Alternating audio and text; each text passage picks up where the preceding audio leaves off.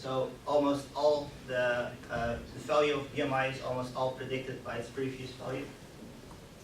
And this can be interpreted as active travel does not influence BMI nor mental health. And mental health or BMI does not influence active travel.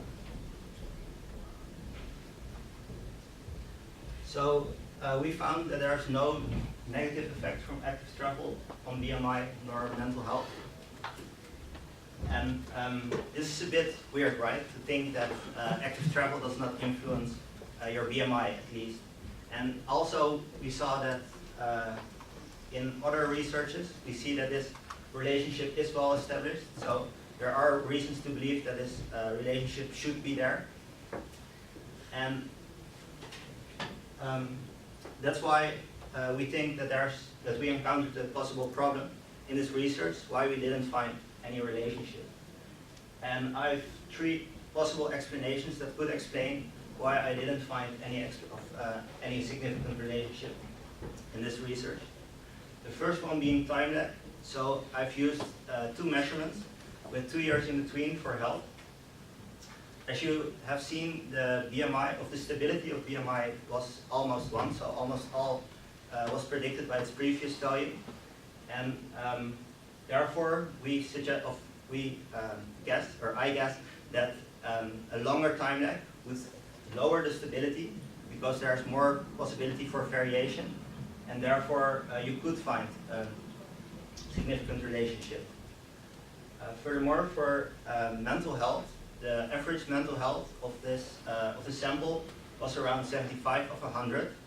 That means that it was already quite high, and it could be that the people were actually too happy to increase in mental health. So that's the ceiling effect. For muscle growth, we see that if you start sporting, so you didn't do any sports and you start sporting, the first a certain amount of time you will increase in muscle and you will lose fat. And it could be that this balances each other out, and therefore there's no difference in weight. So now we'll talk about the conclusion and recommendations of my research. So to give a short recap, in this research I examined the complex relationship between active travel and health. And I did this by examining 2 hypotheses. The first hypothesis being active travel substitutes for other forms of physical activity. I found a positive bidirectional relationship between leisure physical activity and active travel. I also examined the second hypothesis, and that is there exists a causal bidirectional relationship between active travel and health. And I found no significant relationship, but I found some possible explanations that could explain why there's no relationship found. So based on these results, I have 2 recommendations, and that is, the first one is, as I've explained, currently the CICIO, so the values that are used to monetize health benefits, currently corrects their values for the substitution effect. And based on these results, I found no indication that a substitution effect occurs. What can happen is that leisure physical activity and active travel are not the only forms of physical activity. So it is still possible that another form of physical activity, such as work physical activity, could influence or could have a substitution effect with active travel. Furthermore, that I found a multiplier effect. So active travel increases leisure physical activity, and leisure physical activity increases active travel. And this effect is currently not taken into account by the CICIO. And based on these 2, I would say that the current health benefits are underestimated as they are now.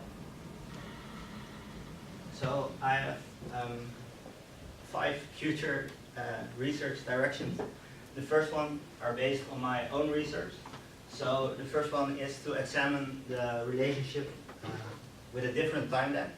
For BMI, I expected that it needs to be longer.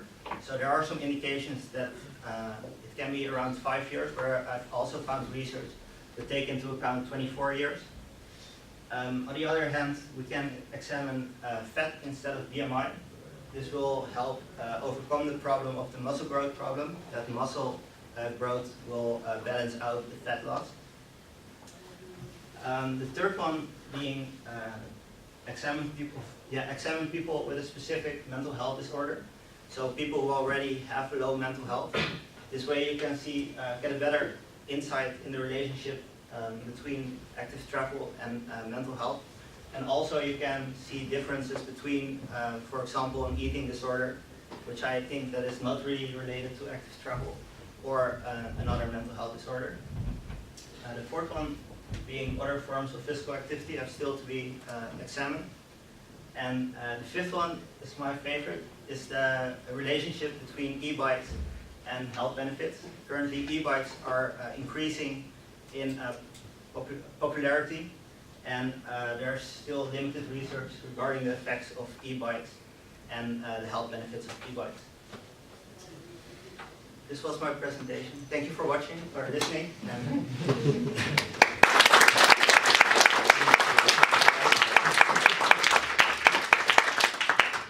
Thanks, Mark. Who has a question? The first question is most difficult, yes?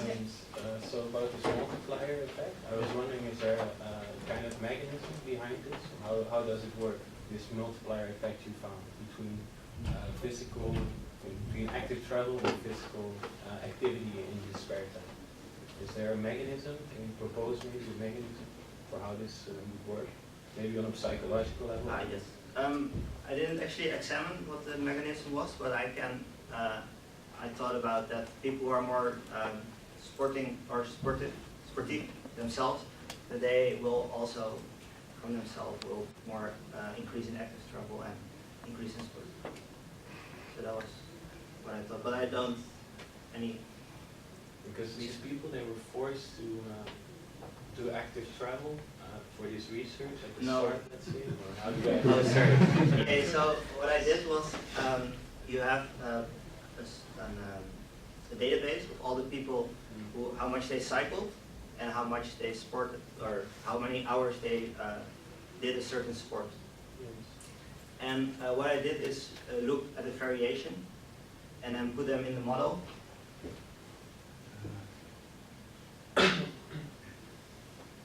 Yes, and then try to predict this value by taking into account its own. Okay. And you did this at 2 time points? So it is measured at 2 points in time, but I only did it once. So here is 2013, the data of 2013 in this line, and here's the data of 2014 in this line. And then you examine this relationship. Yes? Okay, thank you. Thank you for your question. Who else has a question? Yes. Can you maybe tell me a little bit about how you included active travel? Is it only cycling? Is it also walking? Yes, in this research, in this research I examined active travel by, in the survey it is asked us how many kilometers did you travel using a certain mode, and in this, for active travel I combined walking and cycling. Thank you. My question is regarding the data which you use for your research. In the database you use, what kind of reporting method is used? And related to that question, then what challenges did that pose for your research in terms of working with that data? Sorry, could you repeat your first part? So the reporting method of the data you used, what kind of reporting method was it? Was it self-reporting or was it observed of the respondents? And what kind of challenges did that pose for your research? Okay, thanks for your question. In the list data, they make use of self-reported measures. That means that people will get an online survey and they can just fill it in. So there's no way to examine if it's true or not. That is one of the problems. So in my examining the data, I found that there are certain outliers. So people who traveled 7,000 kilometers per week, which is really not possible. So actually for my data, I took them out. Furthermore, you have the people actually don't want to tell them,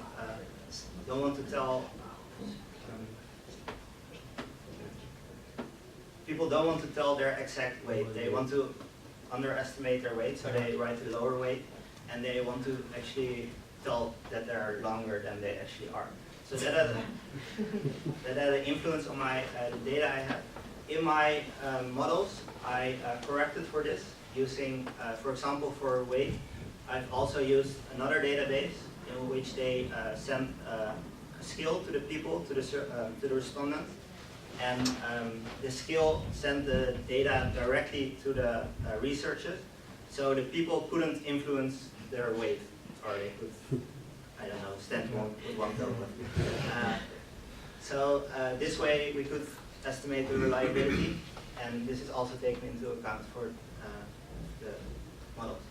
Okay. To remove some of the data points, how do you know it's still representative database for whole bananas?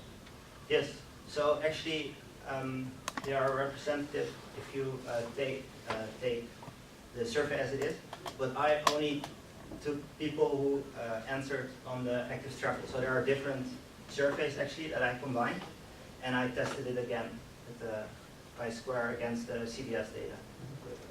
So yes, and actually in general it was comparable to the CBS data. Other questions?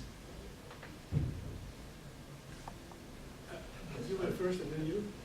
Okay, so what do you think the government should do to promote active travel methods? I think it's actually interesting that not a lot of people think about the health benefits themselves if they start cycling. So I think there's a lot to get people more knowledge about the health benefits of active travel would be an interesting topic to go for. That's what I think. And yeah, they should just make it more available. A lot of people are complaining about the cycle parking spots at the station, so make it easier for them, and you can also decrease the likeliness of people using the car. For example, there were ideas about taxing it or something like that. I think that will help. Thank you. Since the Netherlands is so bicycle population heavy, how would another country like, say, the United Kingdom, could they possibly use this data with some kind of correction?